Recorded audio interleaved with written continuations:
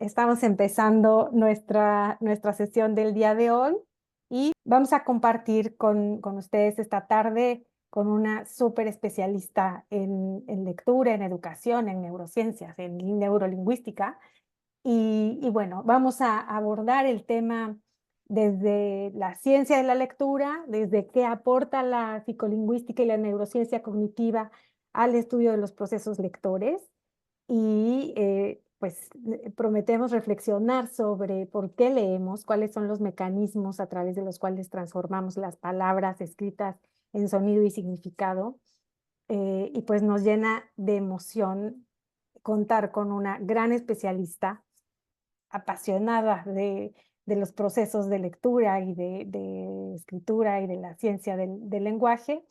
Y sobre todo es una dicha contar con una investigadora de este nivel, pero que además comunica increíblemente bien. Ya sé que esta ciencia, la investigación, estos conceptos complejos, pues los aterriza con nosotros, con los profes, con los que estamos el día a día, con los alumnos.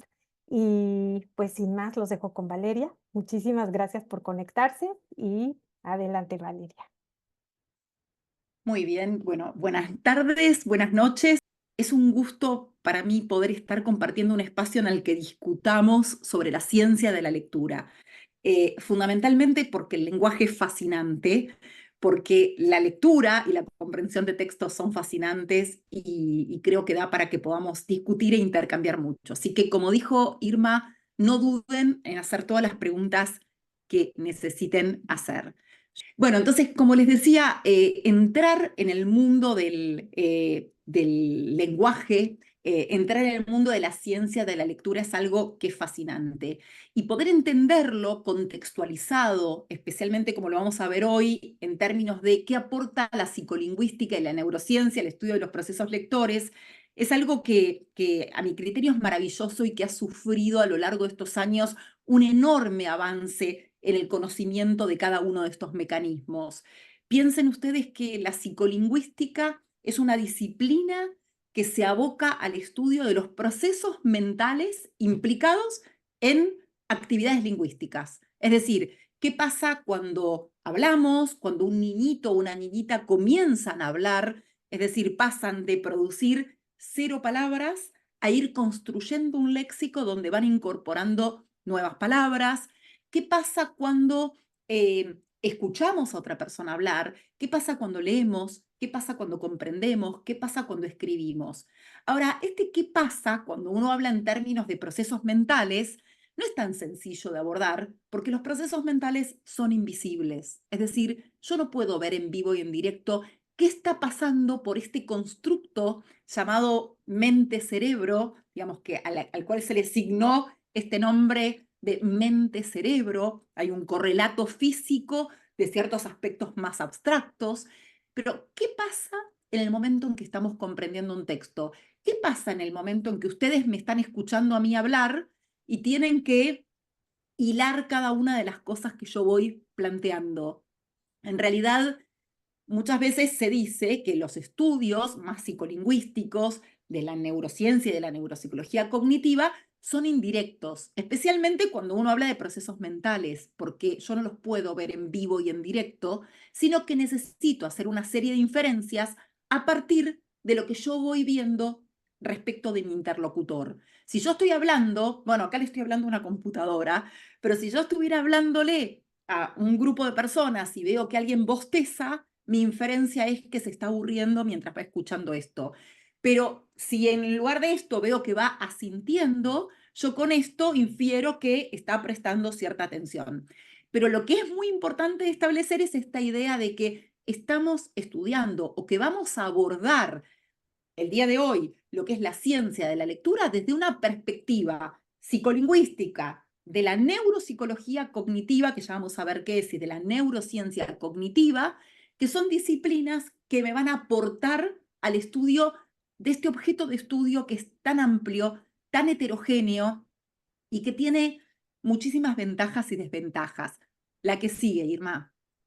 Por ejemplo, si yo les preguntara a ustedes, a las personas que están acá ahora presentes, tal vez les da tiempo para responder algo, si conocen qué significan estas palabras. ¿Conocen qué significa serendipia, por ejemplo? ¿Conocen qué significa petricor? No lleguemos al lenguaje, vamos con las dos primeras. Si alguno sabe qué significa cada una de estas palabras, puede escribirlo en el chat, yo puedo verlo de ahí si alguno llega a responder, y si no, no importa, vamos a seguir avanzando. Pero en principio yo busqué a propósito dos palabras que no son palabras frecuentes en muchos contextos del español. De hecho, hasta puede ocurrir que algunos me digan, yo sé que la palabra serendipia existe, pero no sé qué significa, porque esto tiene que ver justamente con la forma en que nosotros vamos consolidando y que vamos estructurando este llamado léxico mental o diccionario mental, que es esta memoria de largo plazo en el que están almacenadas todas las palabras que nosotros conocemos de la lengua o de las lenguas, ¿está bien? Las personas bilingües o multilingües tienen un léxico y la gran discusión es cómo está organizado este léxico, ¿no? Siempre en las personas bilingües, que hay un único léxico donde tengo todas las palabras de todas las lenguas que manejo, o tengo distintos léxicos y un mecanismo de code switching que me hace pasar de una lengua a la otra. Pero así es como se va estructurando el léxico. Ustedes ven una palabra, me pueden decir, acá Milagritos me pone descubrir, me imagino que se está refiriendo a serendipia, porque efectivamente, Milagritos, la serendipia es un hallazgo inesperado, es el descubrimiento, como dice Milagritos, de algo que uno no esperaba cuando estaba buscando una determinada cosa. Petricor, muy bien, Isabel, es un olor. Para mí es una palabra hermosa, porque es el olor a la tierra mojada cuando está lloviendo. ¿Está bien? El petricor no suena, es decir, cuando yo lo escuché la primera vez, jamás lo hubiera asociado a esto, un olor, pero en realidad es el olor que tiene la tierra cuando cae la lluvia. ¿Está bien?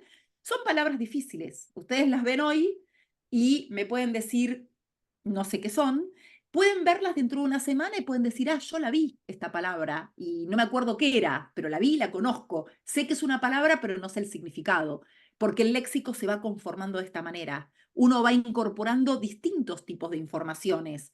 Va incorporando información fonológica, es decir, acerca del sonido, ortográfica, acerca de cómo se escribe, semántica, acerca del significado. Muy bien, Carla dice, la serendipia refiere a un hallazgo que se da por accidente. Muy bien, hay una chick flick con nombre semejante.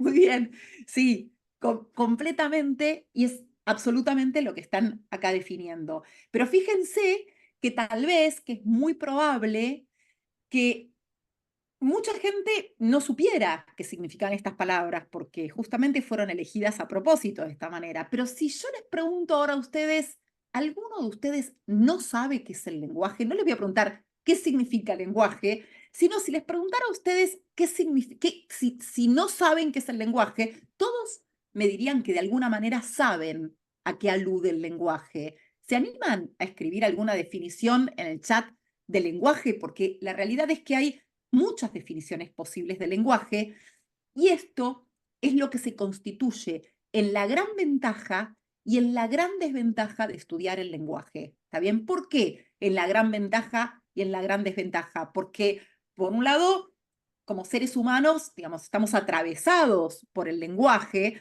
Por supuesto que otras especies animales también manejan lenguajes en ciertas modalidades. Es una facultad para poder comunicarse, dice Isabel. Perfecto, es una definición posible, perfecta, funcional, sirve para comunicarse, pero también habla de facultad, ¿está bien?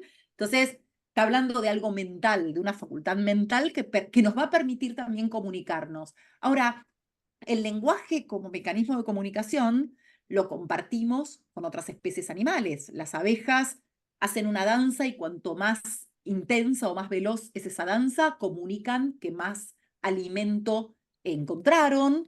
Los primates tienen sus propios mecanismos de comunicación, los pájaros tienen sus propios mecanismos de comunicación. Muy bien, y acá Yesenia dice que es una capacidad propia del ser humano. Si se toma desde un punto de vista, sí, si tomamos lenguaje como comunicación, lo que tenemos que decir es que otras especies animales, no solamente los seres humanos, manejamos un lenguaje como mecanismo de comunicación. Las hormigas tienen sus mecanismos de comunicación, es decir, su propio lenguaje, los pájaros, María otra vez dice que es un sistema de comunicación, todo esto está perfecto. Hay otros que dicen es un sistema de signos, quienes dan una definición más saussuriana, una definición más estructuralista, dirían es un sistema de signos formados por significados y significantes que van conformando este sistema de la lengua. ¿Está bien? Pero también hay otras, la que sigue, puede ser Irma, hay otras definiciones, es decir, durante mucho tiempo se discutió cuál era el alcance del lenguaje, hasta que aparecen las ciencias cognitivas. Y quiero ir llegando a esto porque es un poco el fondo que sirve para el desarrollo de las neurociencias cognitivas, de la neuropsicología cognitiva, de la neurociencia también. ¿Qué pasa desde una perspectiva cognitiva? En realidad, ¿cuándo surge la perspectiva cognitiva? Surge a partir de los años 50, en un momento en el que las ciencias sociales estaban especialmente regidas, por ejemplo, por el estructuralismo y por el conductismo. ¿Está bien? Entonces surgen tratando de devolverle digamos, al lenguaje esta propiedad de la mente, este carácter de ser propiedad de la mente, medio cartesiano, y entonces empiezan a definir el lenguaje desde el punto de vista de facultad o de capacidad. Lo que van a decir es que en realidad el lenguaje en algún punto es algo así como una pieza original de la maquinaria biológica. Dicen, no es una manifestación de la capacidad de usar símbolos, porque un niño muy pequeño, una niña muy pequeña, son capaces o son de alguna manera genios lingüísticos a los 2 o 3 años o los 4 años, y sin embargo no pueden interpretar o utilizar símbolos. Lo que van a decir es que es espontáneo el surgimiento, no que no es espontáneo. Es decir, ¿qué es lo que pasa con el cognitivismo? Va en contra de los que plantean que no es espontáneo y que no se despliega sin conciencia de su lógica. Lo que van a decir ellos es, desde la visión cognitiva, es absolutamente espontáneo el desarrollo del lenguaje y uno no tiene conciencia de cómo lo va desarrollando. De hecho, no se imparte en las escuelas, no se necesitan de lecciones de gramática para acompañar el desarrollo del lenguaje. Y quienes tienen esta visión también cognitiva dicen no se habla bien o mal, sino que simplemente se habla. Se hablan y se desarrollan distintas formas. Para el español tenemos como distintos contextos de desarrollo del español, pero no podemos decir que se habla bien o mal, porque es una capacidad que en algún punto funciona como un instinto. La que sigue. Y entonces, en ese sentido, digamos, pensar en el lenguaje como algo instintivo es lo que le hizo plantear a Chomsky, a Noam Chomsky, que el lenguaje tiene algo de innato. Y yo digo algo de innato porque no es que traemos lenguaje y ya está, sino que esta idea de innatismo en el lenguaje supone la idea de que venimos con algo preparado. Lo que va a decir Chomsky es que este algo con el que venimos preparados o del que venimos dotados es algo así como una gramática universal, como un conjunto de reglas que nos permiten combinar un número finito de elementos, que son las palabras, para generar un infinito número de mensajes posibles. Entonces, lo innato, justamente, es lo que hace a esta capacidad propia de los humanos. Es lo que se llama el aspecto creativo del uso del lenguaje. Con una cantidad limitada de palabras, voy a combinarlas y voy a generar un número infinito de mensajes. Y un infinito número de mensajes que además son creativos, novedosos, no se repiten. Entonces, en ese sentido es que se dice que el lenguaje es innato y esa es la parte, esta gramática universal, esta capacidad de combinar las palabras, es lo que hace que el lenguaje tenga algún aspecto que es específicamente humano. Pero hasta acá vamos muy bien con esto, pero pensando en un aspecto del lenguaje. ¿Está bien? Cuando en realidad decimos el lenguaje tiene cierto carácter de innato, estamos pensando en la oralidad. ¿Está bien? Pero el lenguaje tiene otra faceta que está relacionada con la lectura y la escritura. Estas modalidades lingüísticas son realmente diferentes. Piensen ustedes nada más en cuánto tiempo hace que contamos con la escritura. ¿Está bien? ¿Cuánto hace que aparece la escritura? Esta tecnología, digamos, tan importante en la vida de los seres humanos, en la historia de la humanidad. Si pensamos en tiempos, tenemos que pensar en unos 5.500 o 6.000 años. Y si yo les pregunto cuánto tiempo hace que, no sé, los homínidos, voy a decir, no los seres humanos, los homínidos en toda la historia filogenética manejan un lenguaje oral, no se sabe, pero sí se estima por restos que quedaron, por ejemplo, restos cerebros donde están las áreas de Broca más desarrolladas, que incluso el Homo habilis hace 1,5 millones o 2 millones de años atrás algún atisbo de lenguaje oral tenía. Entonces, fíjense las diferencias que hay entre oralidad y escritura. La realidad, que para llegar a esto, que es lo que a nosotros nos importa, leer y escribir es parte de una habilidad lingüística que ya no tiene carácter de innato, sino que es cultural. Son habilidades lingüísticas culturales, y que sean culturales supone la idea de que tienen que ser enseñadas y tienen que ser ejercitadas.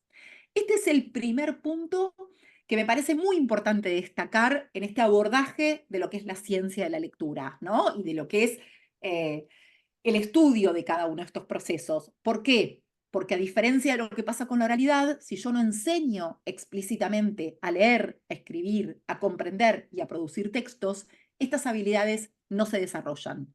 Entonces, el primer punto importante a tener en cuenta es que estamos frente a una habilidad lingüística cultural. La que sigue, por favor, Irma. Entonces, hecha ya esta división, para poder contextualizar lo que podemos, digamos, encarar o entender, es que esta relación entre el lenguaje, cerebro y conducta justamente es explicada en el marco de distintas disciplinas. ¿Está bien? Por eso yo antes les decía, digan lo que quieran respecto de lo que es el lenguaje, porque el lenguaje se define diferencialmente de acuerdo a la disciplina desde la cual yo me paro, ¿está bien? ¿Qué es lo que vamos a ver? Vamos a intentar ver en esta charla, en lo que nos queda de la charla, cómo se encara esta relación entre lenguaje, cerebro y conducta desde el punto de vista de la lingüística, desde el punto de vista de la psicolingüística. Si querés la próxima, Irma, que como yo les dije antes, se ocupa del estudio de los procesos mentales que subyacen al lenguaje. Es decir, en este caso sería, ¿qué pasa por la mente-cerebro cuando nos enfrentamos a la tarea de transformar letras en sonidos? ¿Qué pasa cuando nos enfrentamos a la tarea de construir una representación mental para poder comprender un texto? Y de esto se ocupa la psicolingüística. ¿Cómo aporta la neurociencia cognitiva? La neurociencia cognitiva aportó muchísimo al estudio, especialmente del desarrollo de la lectura, y lo que estudia la neurociencia cognitiva son los mecanismos cerebrales que subyacen a las diferentes funciones, a la atención, a las funciones ejecutivas, a la memoria, al lenguaje. Entonces, con todo el avance de las técnicas neurocientíficas, las técnicas de neuroimagen, que lo que hacían o que lo que hacen es captar en vivo y en directo qué pasa por esta mente, más que por esta mente, por el cerebro en este caso, en el momento en que estoy leyendo o comprendiendo un texto, aportan muchísima información. Y esto fue sumamente importante en la historia del desarrollo de la ciencia ligada a la neurociencia y a la neuropsicología. ¿Por qué?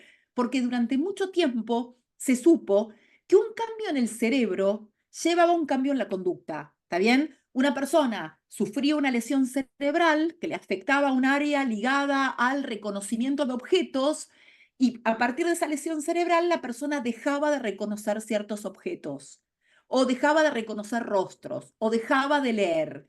Pero la neurociencia cognitiva lo que hace es demostrar el corolario contrario, que dice que un cambio en la conducta también lleva a un cambio en el cerebro. Y eso se dio muy claramente, y lo vamos a ver un poquito más adelante, con el desarrollo de la lectoescritura. A esto se suman los aportes de la neuropsicología cognitiva, que lo que hace es estudiar la relación entre funciones mentales superiores, cerebro y conducta. Es decir, ¿Qué pasa? Cuando una lesión cerebral toca ciertas áreas cerebrales, ciertas áreas neurales, y eso afecta el desarrollo de una conducta. Por ejemplo, yo podía reconocer rostros, tengo una lesión cerebral a nivel posterior, occipital, que afecta las áreas implicadas en el reconocimiento de rostros, y a partir de ese momento, la persona que sufrió la lesión deja de reconocer rostros. El aporte de la neuropsicología cognitiva es muy importante porque conocer qué pasa con el sistema cuando falla me permite a mí generar inferencias respecto de qué pasa en condiciones normales cuando uno lleva a cabo esa actividad. La que sigue, Irma. Entonces, lo que estudia la neurociencia cognitiva, como decíamos antes, a través de métodos de neuroimagen, que lo que hacen es cuantificar la actividad cerebral, es cómo el cerebro, cómo la parte física da lugar a la parte abstracta que es la mente. Es decir, qué pasa cuando procesamos lenguaje, cuando memorizamos, cuando nos ponemos objetivos específicos a cumplir, cuando ponemos en marcha ciertas emociones, ¿está bien? La que sigue. Y en este sentido, la neurociencia cognitiva aportó mucho conocimiento a ciertos procesos. Por ejemplo, fíjense esto que aparece acá como efecto supresor de la repetición. Lo que se vio a través de técnicas de neuroimagen es que cuando una persona escuchaba una misma estructura sintáctica, ¿esto cómo sería? Yo podría decirles a ustedes, el perro persigue al gato, pero también puedo decir el gato es perseguido por el perro. Y también puedo decir, al gato lo persigue el perro. Este tipo de oración, que es una oración conocida como de objeto hendido, está bien, el objeto directo aparece adelante, es un tipo de oración mucho más difícil de procesar. Es lo que muchas veces falla en los pacientes agramáticos, pacientes que por una lesión cerebral pierden la capacidad de computar el nivel oracional, entre otras cosas, y lo que fallan es en la computación de oraciones más complejas, como por ejemplo estas de objeto hendido. Al perro lo persigue el gato, al camión lo chocó el auto, ¿está bien? ¿Qué se vio? Se vio con técnicas de neuroimagen que cuando una persona escuchaba repetidamente este tipo de estructura, bajaba el nivel de activación, lo cual suponía que había aprendizaje. Pero también aparecieron otras evidencias muy interesantes a nivel de la lectura y que esto sí, a mi criterio, es magia, es mágico en algún punto, y es que nosotros decíamos la lectura, la escritura, la comprensión y la producción de textos son habilidades culturales. La lectura, en especial la lectura en términos de decodificación, empieza siendo cultural, pero en el momento en que se automatiza, pasa a funcionar como si fuera una habilidad innata. Es decir, se innatiza, sufre un proceso de modularización, diría Karmilov Smith. Es decir, pasamos de hacerlo de manera esforzada a hacerlo de manera prácticamente inconsciente. Y lo que se pudo visualizar, la que sigue, Irma, una más y otra más, perdón. Acá está. Lo que se pudo visualizar es que el patrón de activación cerebral era diferente en personas analfabetas y en personas alfabetizadas. Si ustedes prestan atención, arriba se ve el patrón de activación cerebral de una persona analfabeta. Están viéndolo como al revés. Lo que están viendo a la izquierda es el hemisferio derecho, lo que están viendo a la derecha es el hemisferio izquierdo. Pero fíjense, en una persona analfabeta frente a una tarea muy simple de denominación, decir, ¿qué es esto? Se ve ahí, sí, un vaso de agua. Frente a un tipo de tarea bien lingüística, lo que se vio es que se activaban más áreas del hemisferio derecho y unas poquitas áreas del hemisferio izquierdo. Pero en el momento en que la persona aprende a leer, ¿está bien? Se alfabetiza, el patrón de activación cambia. Se produce un proceso de lateralización. El lenguaje que es procesado en gran parte por el hemisferio izquierdo asume este tipo de funciones y entonces frente a esa tarea se activan más áreas del hemisferio izquierdo y menos áreas del hemisferio derecho. A esto me refería yo cuando les decía, un cambio en la conducta lleva también un cambio en el cerebro. Una persona se alfabetizó y entonces cambia el patrón de activación cerebral. A ver si tengo una más en la que sigue. Si ven acá, es muy interesante porque pueden ver la comparación en el patrón de activación entre un lector normal y un lector que tiene dificultades, un lector disléxico, ¿no?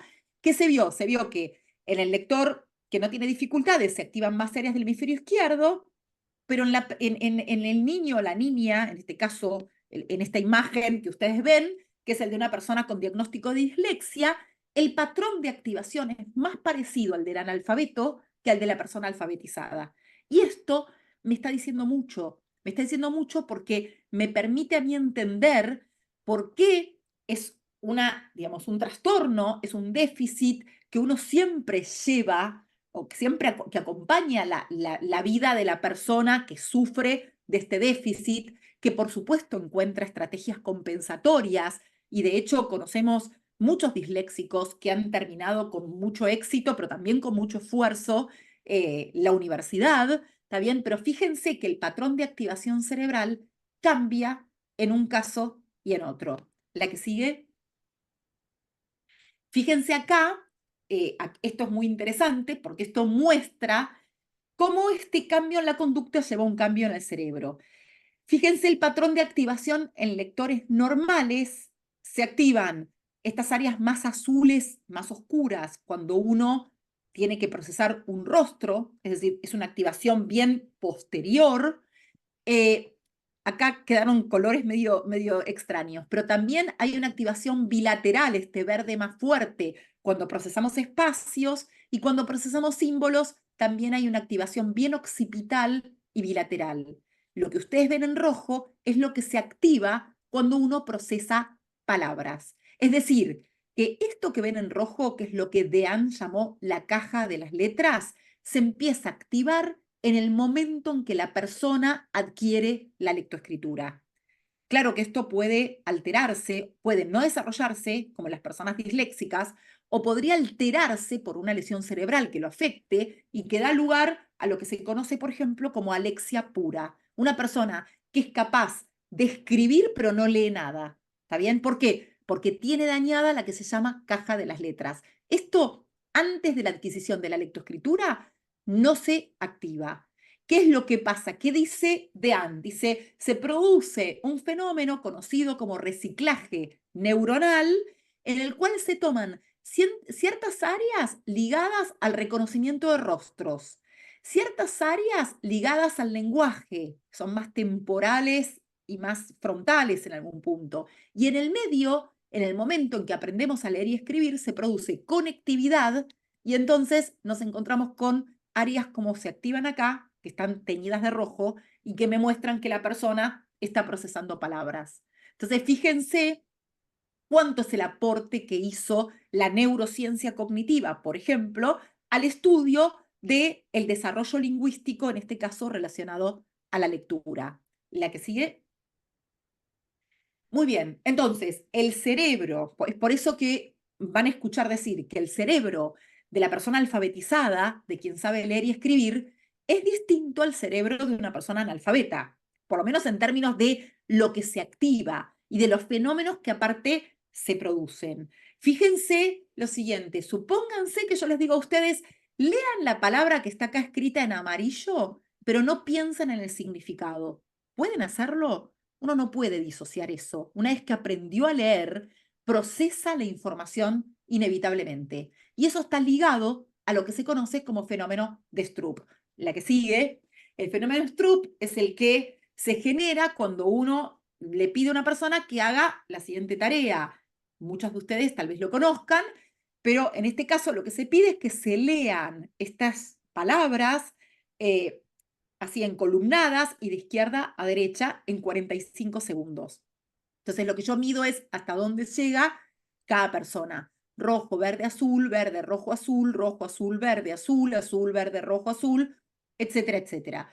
La pantalla que sigue les va a mostrar colores de tinta. Entonces acá lo que se les va a pedir es que en 45 segundos mencionen denominen el color de la tinta. Azul, rojo, verde, azul, verde, rojo, azul, rojo, rojo, azul, verde, rojo, verde, azul, verde, rojo, azul, rojo.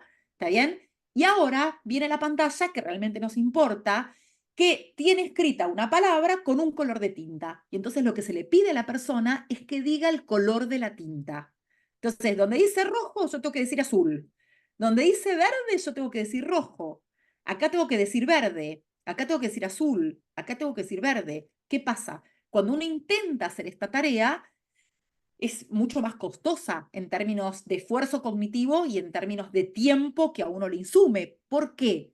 Justamente porque sabemos leer y se confrontan dos pistas, que es el significado de la palabra y el color de la tinta en el que están escritos, que no coinciden y que nos generan este como encuentro de claves lingüísticas y visuales que ocurre solamente en las personas que están alfabetizadas. Si yo les escribiera estas palabras en turco y ustedes no conocen el turco, van a poder hacer la tarea sin ningún tipo de dificultad. Pero en este sentido es que se dice que el cerebro de quien lee y escribe es diferente al de la persona analfabeta. Entonces, la neurociencia cognitiva logró aportar mucho al conocimiento de estos procesos, pero también se transformó un poco, no se transformó, yo creo que la transformaron en una especie de amenaza. La neurociencia cognitiva es simplemente un aporte más al conocimiento de los procesos. Es una disciplina que aporta al conocimiento de qué pasa a nivel cerebral cuando uno lleva a cabo distintos tipos de tareas. Ahora, ¿qué pasó? Se le atribuyó un estatus que iba más allá de lo que realmente hace la neurociencia, y eso es lo que hizo que para muchos se transformara en la salvadora de muchas cuestiones, especialmente de lo educativo, la que venía a salvar los problemas educativos, pero para otros se transformó también en una amenaza o en un atentado contra el pensamiento crítico. Y esto no es ni una cosa ni la otra.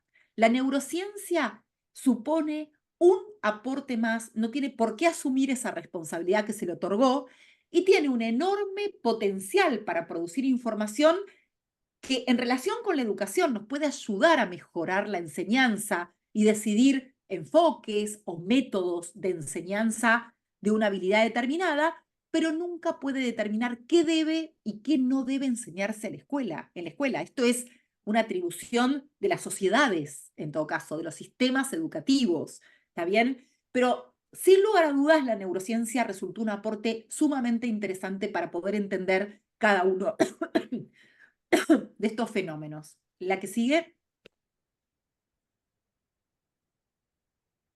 eh, me parece muy importante en el marco de lo que venimos viendo un concepto que fue planteado por Bern, un investigador, que habló de la división del trabajo. La que sigue, Irma, por favor. ¿Él qué decía? Él decía, todas las conductas son resultados de una combinación entre genes y ambiente, ¿está bien? Entre lo propio del sujeto, lo biológico, y el contexto que me rodea, del entorno, ¿está bien? Ahora, cuando hablamos, por ejemplo, del lenguaje, vamos al lenguaje. Cuando hablamos del lenguaje desde el punto de vista oral, es muy importante lo que, digamos, pone en marcha el aprendiz. Es el aprendiz el que desarrolla mucho, por supuesto que necesita un entorno. No hay innatismo que valga si no hay un entorno social. ¿Está bien? Pero piensen ustedes en niños pequeños que de pronto los escuchan decir imprimidora o no lo pusí o no me acordía en lugar de no me acordaba, que son errores de regularización muy habituales en el desarrollo lingüístico del niño.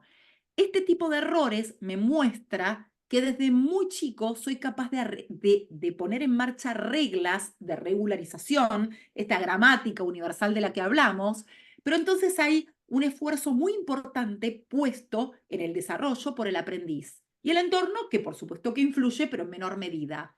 Ahora, cuando estamos frente a habilidades ligadas a la lectura y a la escritura, esta ecuación cambia y en realidad, si bien es muy importante la integridad de los saberes y los mecanismos del aprendiz, lo determinante es el entorno. ¿Está bien? El entorno es el que tiene el verdadero peso. Esa distribución del trabajo recae más en el entorno que en el aprendiz. Entonces, lo que va a decir Bern es, de esta manera, lo que tiene que hacer el entorno es enseñarle al niño o la niña aquello que no puede aprender por sí mismo. Hay cosas que sí puede aprender por sí mismo, pero por ejemplo, el desarrollo de la conciencia fonológica, la aplicación de reglas de transformación de grafemas en fonemas, es decir, de letras en sonidos, la constitución de un léxico mental, son todas cosas que tienen que acompañarse y ser aportadas por el entorno para que puedan desarrollarse como corresponde. Fíjense cómo especialmente en lo que tiene que ver con el desarrollo de la lectoescritura y de la comprensión de textos, el entorno tiene un importantísimo efecto, que esta es una investigación que ya se hizo hace muchos años, fue hecha por Anderson y esto fue publicado, fue después explicado y desarrollado por Shawitz y Shawitz en el año 2003, mostraron que un niño de 10 años o una niña de 10 años que lee 1 minuto por día por fuera de la escuela se enfrenta a unas 8.000 palabras por año. ¿Está bien? Un poco lo que hicimos antes. Yo les dije, ¿saben qué es serendipia? ¿Saben qué es petricor? Bueno, ustedes se enfrentaron a esa palabra y en algún momento la van a incorporar al léxico mental. Lo que ellos dicen es, una persona que lee 1 minuto por día se enfrenta a 8.000 palabras por año. Un niño que lee entre 4 y 6 minutos por día se enfrenta a unas 200.000 palabras por año. Un niño que lee 20 minutos por día llega a leer a lo largo del año 2 millones de palabras. Es decir, que este grupo lee en un día lo que este grupo lee en un año. Esto, obviamente, repercute después en el desarrollo de otras habilidades como el desarrollo de la lectura y de la escritura y sobre todo de la comprensión de textos. Lo que se vio es que los niños de este grupo estaban en el percentil 5 de rendimiento en comprensión de textos, es decir, en el 5% más bajo, y el grupo que está a la derecha estaba en general en el percentil 90-95 para arriba, que es en el 5 o 10% de mejores comprendedores, mostrando el impacto que tiene el contexto sobre el desarrollo de la habilidad. Entonces, contextualizado todo esto, ¿cómo definimos la comprensión de textos? La que sigue. La comprensión de textos es el resultado de una transacción, de algo así como una transacción entre dos elementos. La información de superficie del texto, es decir, la información explícita que yo voy a leer, y el conocimiento del mundo que tenemos cada uno de los lectores y que fuimos acumulando a lo largo de la vida. Por eso no siempre leemos los libros de la misma manera. Pero la comprensión de textos supone la construcción de una representación mental, de un modelo de situación, de una suerte de película mental acerca de lo que el texto trata. ¿Y cómo lo hace? Combinando estos dos elementos, texto explícito y conocimiento del mundo. Yo últimamente menciono mucho una cita que me parece hermosa, que es de Alberto Mangel, que es un escritor y un periodista, fue director de la Biblioteca Nacional acá en Buenos Aires, en Argentina, que dice que la vida del texto depende de la generosidad del lector. Es el momento en que el lector posa sus ojos sobre el texto que el texto cobra vida. Y esto tiene que ver con esta construcción activa, con que hay un lector que no solamente procesa lo que dice el texto, sino que además aplica su conocimiento del mundo para completar todo aquello que no está dicho. Muchas veces en esta ecuación o en este complemento de informaciones, es tanto más importante lo que no se dice que lo que se dice. Siempre hay un interjuego entre lo dicho y lo no dicho, entre lo que se dice y lo que se quiere decir. Y este juego tiene que ver con esto, con que cuando comprendemos textos somos constructores activos de significado. Y todo esto que yo les digo es muy lindo cuando uno se enfrenta a un texto narrativo, porque tiene tal vez el conocimiento del mundo necesario para completar lo que el texto no dice. Pero si ustedes se enfrentan por primera vez a un texto de Chomsky o de Lacan o de mecánica de los fluidos, en la rama de la ingeniería, difícilmente tengan el conocimiento del mundo necesario para completar lo que el texto no dice. Entonces, eso es lo que muestra que la enseñanza de la comprensión de textos es diferencial cuando yo me enfrento a un texto narrativo que cuando yo me enfrento a un texto disciplinar y específico de un dominio determinado. La comprensión de textos supone una construcción de una representación mental y es un objeto de estudio sumamente amplio y heterogéneo en el que intervienen factores lingüísticos, psicolingüísticos, culturales, relacionados con la experiencia de cada uno de los lectores, de los sujetos, metacognitivos, es decir, factores relacionados con el conocimiento del conocimiento, y otras funciones mentales, como la memoria, la atención, las funciones ejecutivas y factores también motivacionales. La que sigue, fíjense, este es un video, un minutito más, es un video que es una propaganda de una muestra fotográfica de una fotógrafa llamada Dina Goldstein, como ustedes ven acá, en la que se muestra o en la que ella intenta mostrar cómo serían las princesas o los protagonistas de los cuentos tradicionales de hadas si vivieran en la actualidad. Fíjense porque es interesante, porque lo que uno hace es tratar de interpretar en función de esas imágenes que tenemos de los cuentos tradicionales. Fíjense qué es lo que pasa. Ahora sí.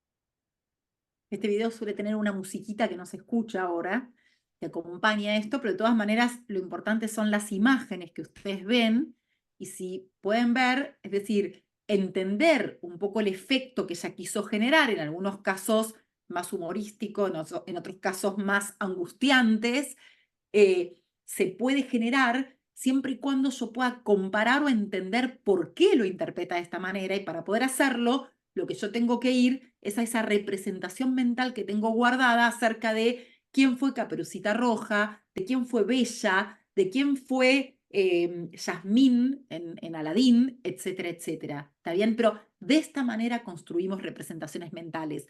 No se trata de un texto, se trata de imágenes, pero la construcción es la misma. Lo que hacemos es aportar nuestro conocimiento para generar esta película o esta representación mental que va a ser lo que guardamos en la memoria de largo plazo y que vamos a recuperar cuando de pronto a mí me preguntan, no sé, ¿de qué se trata Harry Potter? ¿Está bien? O la novela que ustedes quieran, Rojo y Negro, Cumbres Borrascosas, ¿está bien? ¿Qué hacen? Lo que hacen es recuperar esa información guardada, esa representación, ese modelo situacional guardado en la memoria de largo plazo que resume de alguna manera esa historia que ustedes leyeron. Uno escucha en los últimos tiempos, hay una sensación de preocupación generalizada.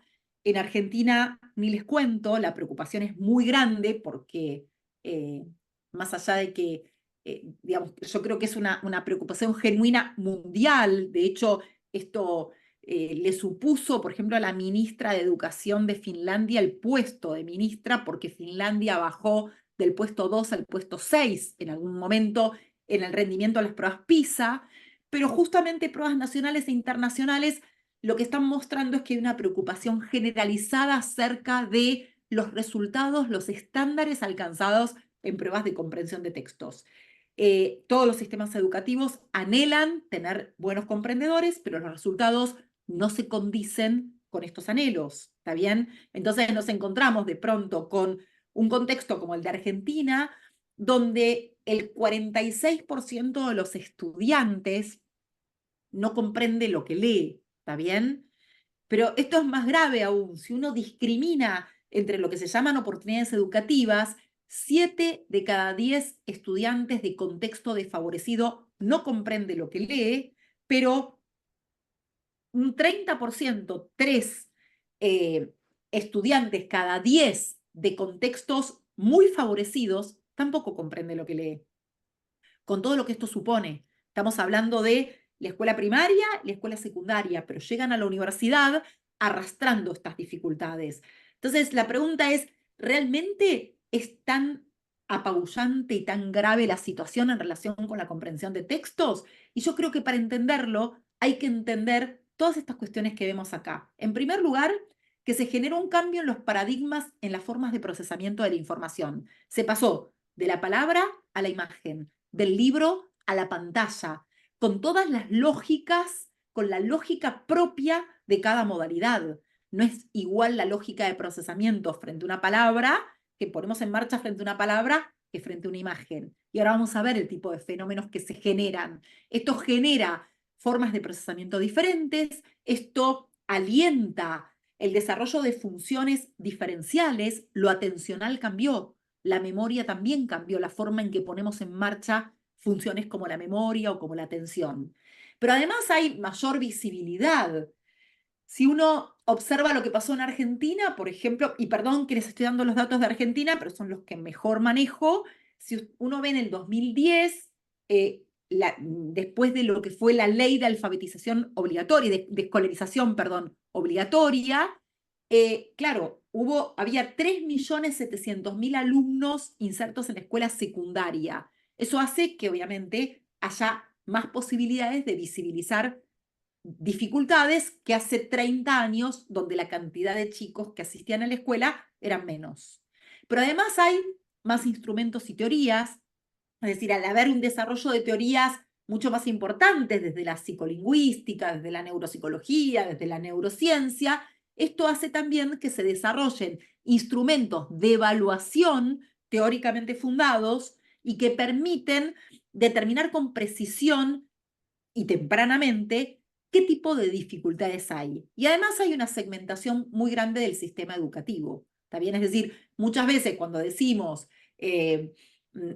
todos comprenden mal textos, lo que no se entiende también es que esta segmentación del sistema educativo, medido en términos de oportunidades educativas, es fundamental. ¿Por qué? La oportunidad educativa es una variable que en realidad contempla varios aspectos. Por ejemplo, el nivel socioeconómico de las familias que asisten a la escuela, la cantidad o el porcentaje de repetidores, de deserción escolar, de ausentismo, la cantidad de actividades extracurriculares, la provisión de lo que se conoce como merienda reforzada, chicos que van a la escuela básicamente a comer, que les tienen que dar alimentos porque no pueden alimentarse en sus casas.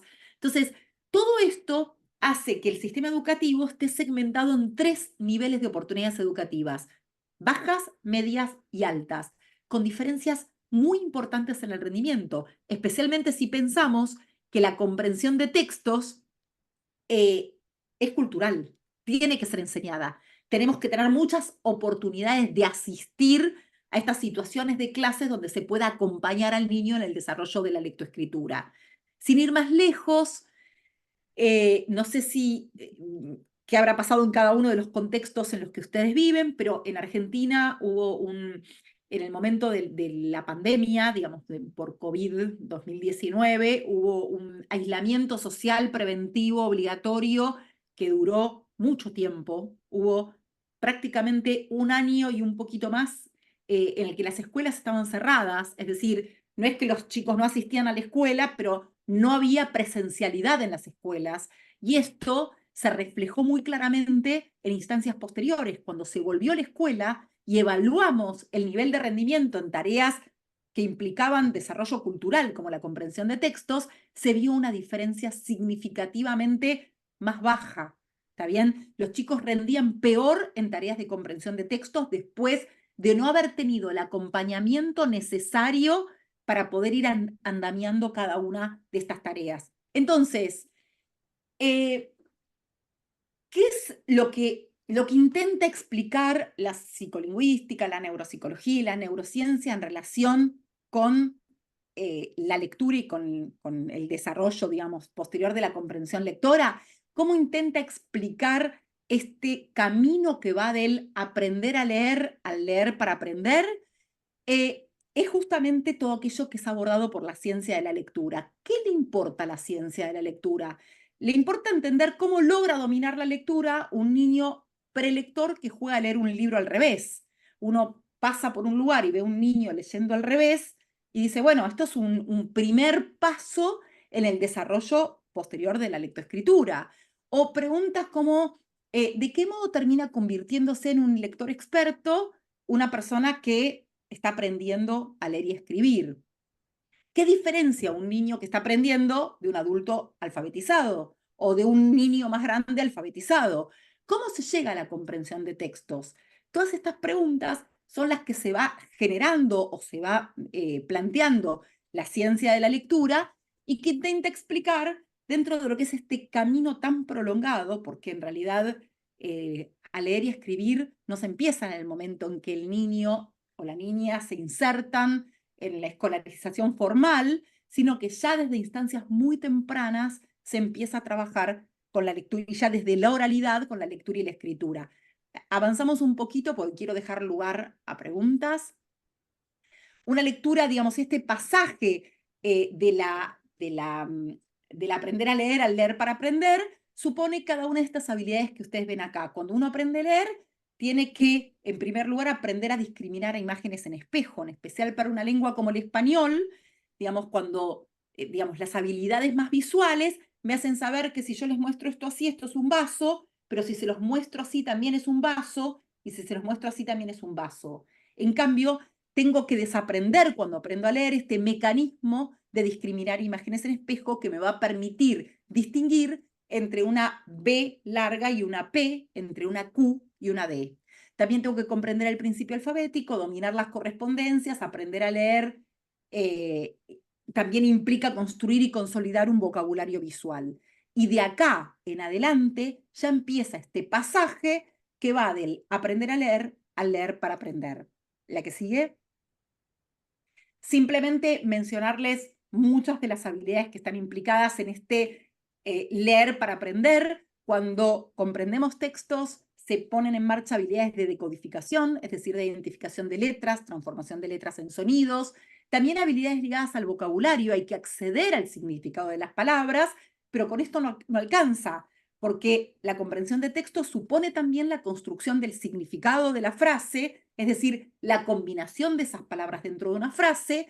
También implica la aplicación del conocimiento del mundo para generar inferencias o hipótesis, la jerarquización de la información, la intuición de lo que vendrá y el monitoreo del proceso, que tiene que ver o que alude a lo que son habilidades metacognitivas, y además también tengo que armar secuencias de hechos para poder construir una temporalidad que me va a permitir comprender el significado global de ese texto.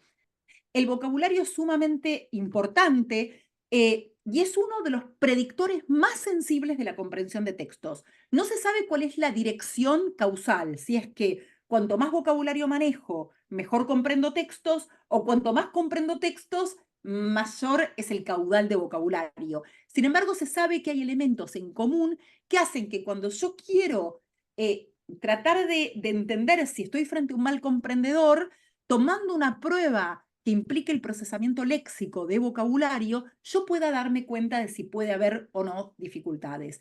También dijimos que era importante la estructura sintáctica. Procesamos la estructura sintáctica aun cuando no comprendemos el contenido del texto. Si no, fíjense qué es lo que pasa, la que sigue. En este caso, este es un texto de Cortázar que se llama La inmiscusión corrupta. Fíjense, ya hay dos palabras que no existen. Y fíjense qué interesante, como uno asigna estructura sintáctica, aun cuando aparecen una cantidad de palabras inexistentes para el español.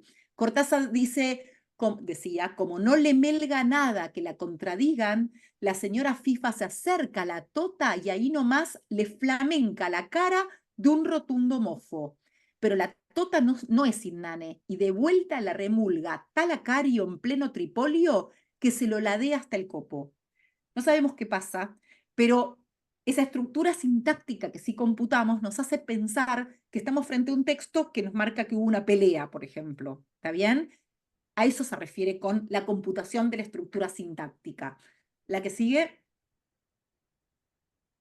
La memoria es sumamente importante también para la generación de inferencias. La que sigue.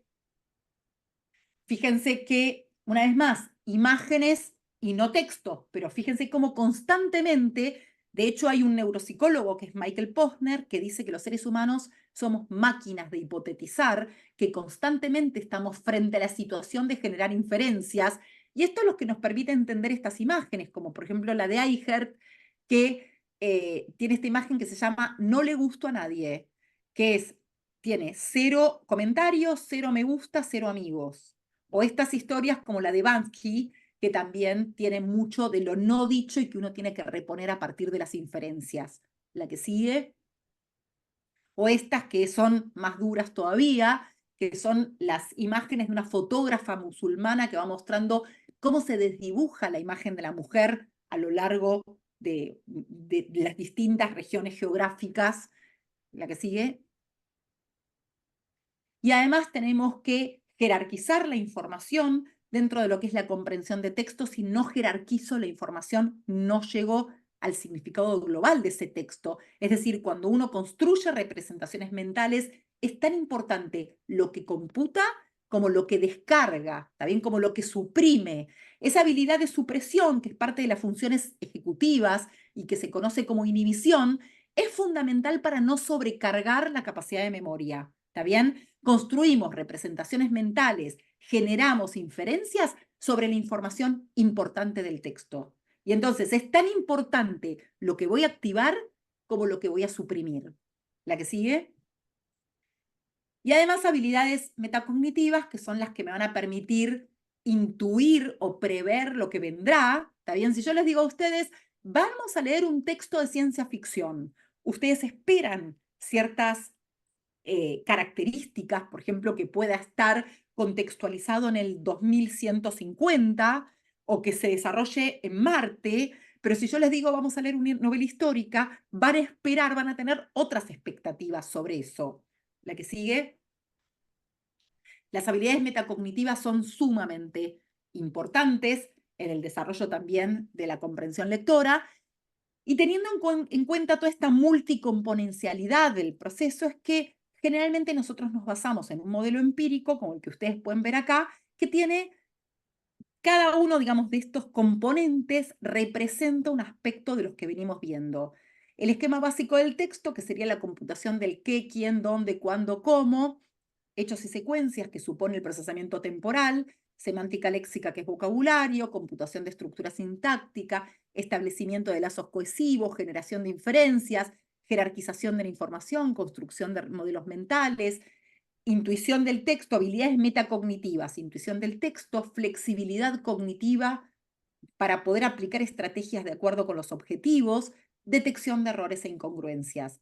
¿Por qué para nosotros es importante un modelo de este tipo, atomizado y multicomponencial? Porque siendo la comprensión de textos una habilidad tan heterogénea, tan multicomponencial, la mejor manera que yo tengo de entender dónde está la dificultad es desagregando cada una de estas habilidades. Entonces yo puedo tomar una prueba, una tarea de comprensión de textos que incluye cada una de estas áreas y puede darme de una determinada manera en un cuarto grado de escuela primaria y puede decirme, bueno, están más flojos en inferencias, pero puedo tomar en otro grado, en otro cuarto grado y encontrar que están peor en vocabulario. Entonces, de alguna manera, este modelo me orienta para saber por dónde empezar a trabajar dentro de este gran objeto de estudio que es la comprensión de textos. ¿La que sigue? Me parece interesante esto que decía Elbrow respecto de la producción de textos, pero que también es aplicable a la comprensión. Cuando uno se enfrenta a lo que implica comprender un texto, tiende a pensar que comprender textos es teóricamente imposible. Piensen ustedes si en algún momento toman conciencia de todo lo que hacen, de codificar, computar vocabulario, estructuras sintácticas, lazos cohesivos, generación de inferencias, habilidades metacognitivas. Y si no ponen en marcha todos estos mecanismos en paralelo, es imposible llegar a la comprensión de textos. Ahora, este comprender textos es teóricamente imposible, es una especie de trampa, porque la realidad es que comprender textos sí es posible, parece imposible por la complejidad, pero sí es posible. Y no solamente es posible, sino que yo creo que todos los que estamos insertos, todos aquellos agentes del sistema educativo, tenemos la responsabilidad de asumir este compromiso, de trabajar en función de enseñar explícitamente y mejorar la comprensión de textos, porque es una habilidad que no solamente va a permitirle a la persona y al niño y al adolescente atravesar la escolaridad con éxito, sino que fundamentalmente va a hacer que sea una persona que funcione de manera crítica en la sociedad y que pueda decidir, tomar decisiones fundamentadas y sobre todas las cosas ser un ciudadano libre. Eh, Me apuré un poquito al final. Pasamos, si quieren, a la que sigue, donde sé que tienen un QR para una encuesta, ¿no, Irma? Sí, pero yo sí daría un minutito. Aquí Sí, Dayana García nos pregunta, sí, para enseñarles a los niños a leer, ¿existe una guía del orden de cómo se debe enseñar a leer? Si algo nos queda claro con tu participación es que leer es un proceso. El lenguaje es algo muy complejo y el proceso lector es muy complejo también. Entonces, mientras más desagregado lo tengamos, más... eh, aquí no creemos en las recetas, pero sí me sí. parece muy pertinente su pregunta porque nos queda claro el tamaño del pastel, decimos en México, pero cómo empezar, ¿no? Y el tema de la alfabetización inicial, pues justamente con estos hallazgos de la neurociencia, hay muchos replanteamientos y si bien no va a dictar la neurociencia qué vamos a hacer en el aula, pero sí darnos las pistas de cómo optimizar mejor estas prácticas. Sí, completamente, me parece una pregunta muy pertinente, muy difícil de jerarquizar qué hay que activar y qué hay que suprimir, porque hay mucho acá. Lo primero que me parece importante es decir que, no, que todo esto no empieza en el momento mismo de la escolaridad formal, sino que ya en instancias previas y con el desarrollo de la oralidad, las interacciones y el desarrollo lingüístico de cada niño en su hogar, ya eso va a repercutir posteriormente en el desarrollo de la lectoescritura.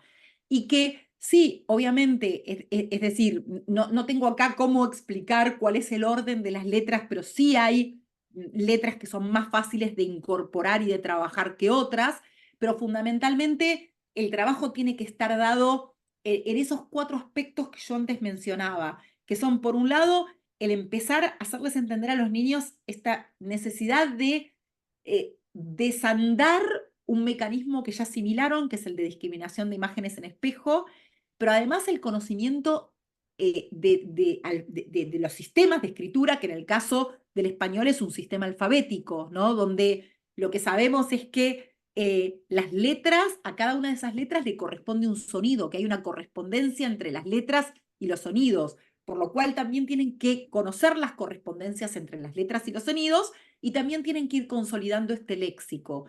Todo esto es un trabajo gradual en el que poco a poco se va, digamos, trabajando en el desarrollo de esto, de las letras, de las palabras, de la incorporación al léxico. Y quienes trabajan en alfabetización inicial, yo justamente no me dedico a la alfabetización inicial, pero tenemos muchos investigadores a lo largo de Latinoamérica.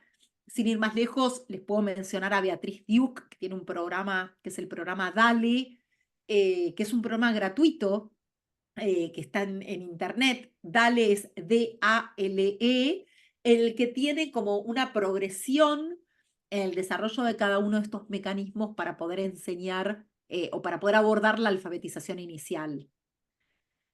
Eh, Acá preguntan también, a ver, acá estamos, María, me estaba salteando María. Dicen, los niños de preescolar que están iniciando el aprendizaje de la lectura, ¿qué importancia tiene que un adulto les lea de manera diaria? La lectura del adulto es sumamente importante en el niño en edad preescolar y previas también, ¿está bien? previas. Se hicieron investigaciones que muestran que los niños que llegan al jardín de infantes, a la etapa preescolar, de contextos en el cual o bien tienen libros alrededor, o ven a sus padres leer, o sus padres le leen, inclusive se llegó a determinar que no solamente era importante la lectura, sino la interacción entre el adulto y el niño. A veces hay contextos de mucha pobreza donde tal vez hay padres que no saben leer y escribir, pero sí he visto, por ejemplo, talleres en los cuales se instruye a los padres para que les narren historias. Y esto también es muy importante. La narración de una historia es la base para entrar después también a la lectoescritura. Así que me parece que es muy importante el tema de la lectura del adulto al niño. Y en todo momento, ni siquiera en la etapa preescolar. Milagritos dice, ¿qué actividades divertidas se pueden realizar para fomentar la escritura y la lectura? Bueno, eso es una pregunta muy difícil de responder así como en pocos minutos. Hoy les habíamos traído, para que ustedes vean, algunos ejercicios en relación, no sé, nosotros lo que hacemos es combinar distintos tipos de recursos. Por ejemplo, ahí ustedes tenían una historieta donde se veía la diferencia entre igualdad, ay, no me acuerdo cuáles eran los tres términos que estaban en relación con la democracia. Fíjense para jerarquizar. Esto, por ejemplo, es parte de un libro que nosotros desarrollamos. Dice, alerta a los sentidos, llegó la comida, panza llena, corazón contento. Miren estos platos, ¿qué ves? Es decir, se están viendo figuras de animales o una cara determinada. A ver la que sigue. Dice, por ejemplo, si estos platos fueran creaciones de un chef, ¿cómo se llamaría el restaurante? ¿Y cómo se llamaría cada plato? ¿Está bien? Tienen que poner, lo que uno está haciendo es tratando de que saquen lo más importante de cada imagen para determinar y para poder responder a estas preguntas. O si vos fueras una comida, bueno, perdón, acá está con el voceo propio de Argentina, ¿no? Pero si fueras una comida, ¿cómo te llamarías y cómo serías? Te proponemos que te presentes como si fueras tu comida favorita, pero atención, solo puedes usar detalles secundarios o irrelevantes. Eso no es fácil, ¿está bien? No es fácil presentarse con detalles, pero es uno de los mecanismos que permite que uno entienda que hay información que es relevante y que hay información que no es relevante. Entonces, fíjate, Milagritos, cómo a partir de un ejercicio que te cambia o que te integra algo cotidiano, algo motivador, vos podés trabajar explicando qué es, por ejemplo, la jerarquización de la información. O si yo quiero mostrar cómo generamos inferencias, yo podría mostrar un video como el que les mostré a ustedes, en el que la persona imagina cómo serían las princesas de hoy si vivieran en la actualidad. ¿Está bien? Entonces, yo creo que es importante la utilización de recursos que sean cercanos para el niño, que sean motivadores para el niño. Y también, no, de nada, y también la utilización de una literatura, yo creo que en todo el mundo hay una literatura infantil muy rica y muy aprovechable y que uno tiene que hacer también uso de estas cuestiones porque la motivación es la base también para el aprendizaje. Y Eh, ahí voy a hacer mi sí, intervención muy claro. Reader. Y me encanta de todo lo que dijiste, me llevo muchas cosas, nos llevamos muchas cosas, pero una de ellas es que mientras más oportunidades generemos de lectura, más grande va a ser esa gráfica que mostraste, que me voló la cabeza de la cantidad de palabras con las que tenemos contacto, pero no son palabras, son conceptos, y por lo tanto son oportunidades de mirar el mundo. Y desde Readers estamos convencidos de que hay que generar esas oportunidades y usar los diferentes soportes. También mencionaba sobre cómo la lectura de textos narrativos en un soporte digital, no, o sea, la ciencia comprueba que la experiencia puede ser bastante exitosa y poderosa, ¿no? Entonces contamos con más de 600 libros en la biblioteca de BeReaders y justamente los hacemos pensando en que tengan encuentros.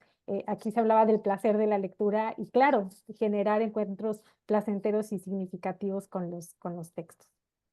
Y en un soporte al que están muy habituados también las generaciones más jóvenes, ¿no? Que también es motivador en muchos puntos, en muchos aspectos.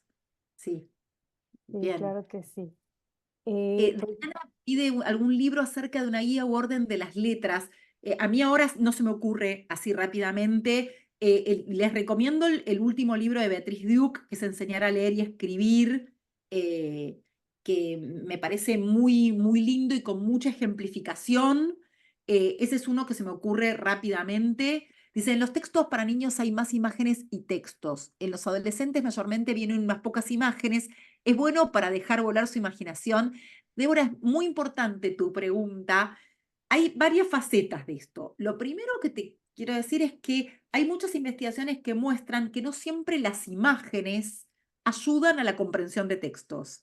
En especial se hizo estudiando estrategias de resolución de problemas matemáticos en las que se ponían dibujos que eran acordes a lo que se estaba planteando y otros que eran un poco más lejanos. Y se demostró que las imágenes, si no están directamente relacionadas con el contenido del texto, pueden, más que favorecer, perjudicar la lectura y la comprensión.